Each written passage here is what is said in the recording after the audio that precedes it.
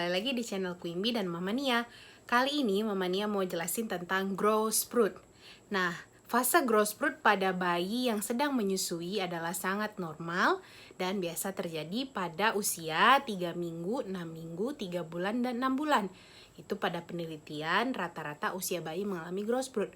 Nah, Ibu mau tahu apa yang terjadi ketika anak growth spurt? Apa sih sebenarnya growth spurt itu?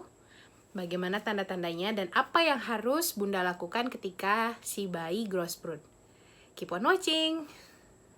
Growth spurt adalah percepatan pertumbuhan, di mana pada saat fase growth spurt ini, bayi akan lebih cepat tumbuh dan tanda-tandanya bikin ibu bisa jadi stres dan apabila kita tidak mengenali dan tidak mengerti growth spurt ini bisa salah kaprah loh.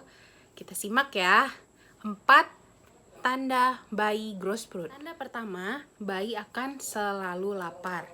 Nah, di sini biasanya kan fase bayi yang baru lahir itu menyusui 2 jam sekali, 2 jam sampai 3 jam sekali. Nah, pada fase growth spurt ini, si bayi bisa meminta lapar terus atau minta nyusu itu 15 menit sampai 30 menit sekali atau mungkin 1 jam sekali, tergantung dari si bayinya. Nah, setiap anak itu berbeda-beda. Biasanya itu fasenya di usia 3 minggu, 6 minggu, 3 bulan, dan 6 bulan. Waktu Quimby usia 2 minggu itu udah growth spurt. Terus usia 7 minggu kalau nggak salah. Pokoknya ada beberapa fase growth spurt yang bisa berulang-ulang. Bahkan ketika si anak sudah beranjak menjadi batita dan balita, growth spurt masih bisa terjadi. Nah, pada saat kurang dari 6 bulan, growth spurt ini sering disalahartikan. Biasanya kalau zaman dulu, kalau bayinya rewel terus, dia minta nyusu terus, lapar terus, pasti orang tuanya ngira, orang tua biasanya nenek kakeknya, itu pasti bilangnya, nih bayinya lapar, dikasih makan aja. Nah, itu yang salah kaprah.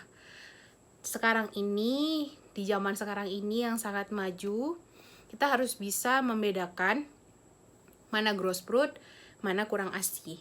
Nah, kalau tanda bayi kurang ASI, kita bisa lihat di video Mama Nia yang sebelum ini ya. Kalau misalnya bayi mengalami growth spurt, nah kita harus kenali 4 tanda tadi. Yang pertama, bayi akan selalu terlihat lapar, selalu 15 menit, 30 menit, 1 jam dia akan terus meminta untuk disusuin. Nah, yang kedua, bayi akan terganggu tidurnya. Nah, pada masa growth spurt ini, bayi akan kurang tidur. Biasanya bayi terus-terusan minta menyusui, apalagi pada saat malam. Kenapa pada saat malam? Ajaibnya, ternyata hormon prolaktin dan oksitosin itu sangat tinggi pada saat malam. Produksi air susu akan lebih banyak pada saat malam hari. Makanya si bayi ini pun seperti ada feeling secara alamiah. Dia tahu kuantitas ASI-nya tuh paling banyaknya tuh pada malam hari, sehingga bayi akan terus menyusui dan biasanya ibu akan kelelahan dan kewalahan. Yang ketiga, bayi lebih rewel dari biasanya. Biasanya kita susuin begitu kenyang udah anteng, kalau habis nyusuin langsung tidur. Nah, kalau yang sekarang ini pada masa growth spurt, Mama Nia mau berbagi pengalaman pada saat Quimby, baru aja ditaruh di tempat tidur, 15 menit kemudian minta nyusu lagi, dan terus-terusan. Pada saat itu Mama Nia berpikir apa emang dia lagi kembung atau lagi kolik. Kolik itu adalah rasa tidak nyaman di perut yang dirasakan oleh anak atau bayi. Itu dengan tanda-tanda kalau bayi sih pasti rewel gitu. Nah, biasanya juga ada ya bayi yang meneran, seperti ngejan-ngejan gitu, seperti mau pup tapi dia tidak bisa pup gitu. Nah, ternyata setelah Mama Nia periksa perutnya, aman. Kenapa ya gitu. Terus Mama Nia baca-baca lagi, oh ternyata ini lagi fase growth spurt.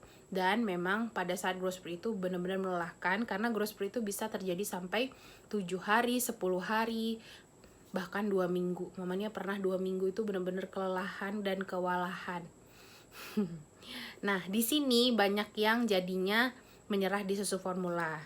Jadi untuk ibu-ibu pejuang ASI yang pengen anaknya ASI eksklusif, di tahap ini harus benar-benar menguatkan hati dan menguatkan seluruh niat kita untuk memberikan ASI eksklusif. Jadi jangan sampai menyerah. Ketika kita satu kali aja menyerah, langsung kebobolan biasanya. Dan pada saat growth spurt ini, produksi ASI akan semakin meningkat karena semakin sering dihisap. Prinsipnya adalah semakin sering kita dirangsang oleh si bayi untuk terus dihisap, maka air susunya akan semakin lancar, dan semakin banyak. Karena proses dalam tubuh kita mengirimkan sinyal, oh si bayi ternyata membutuhkan ASI yang lebih banyak dari sebelumnya, sehingga produksi ASINya juga meningkat.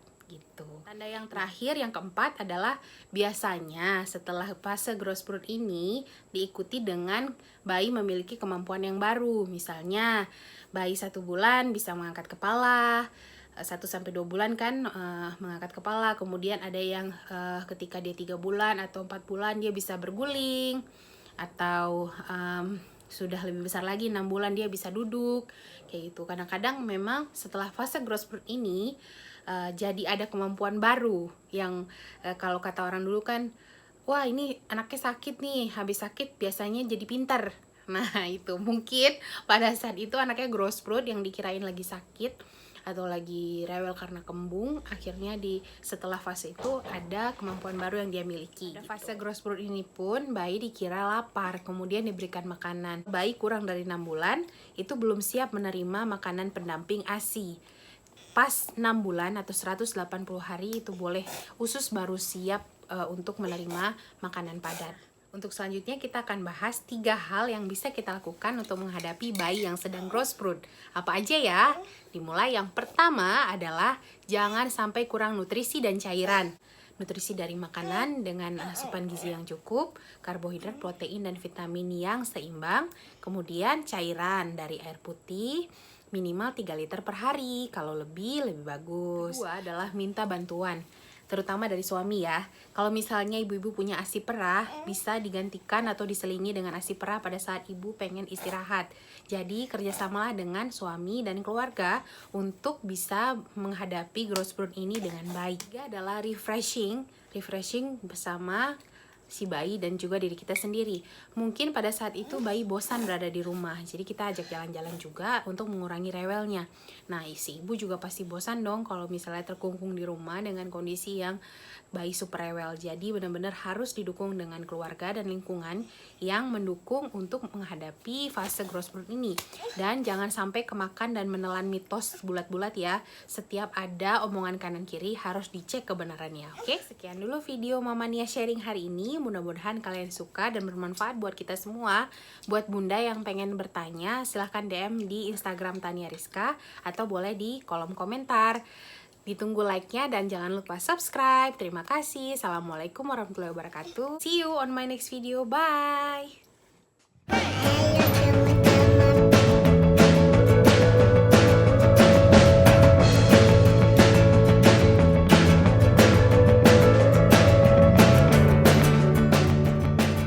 Pada saat growth spurt ini juga bayi biasanya duduk sini sama mama. Pada fase growth spurt ini, biasanya kadang-kadang jadi disalahartikan dengan tanda lapar. Apa?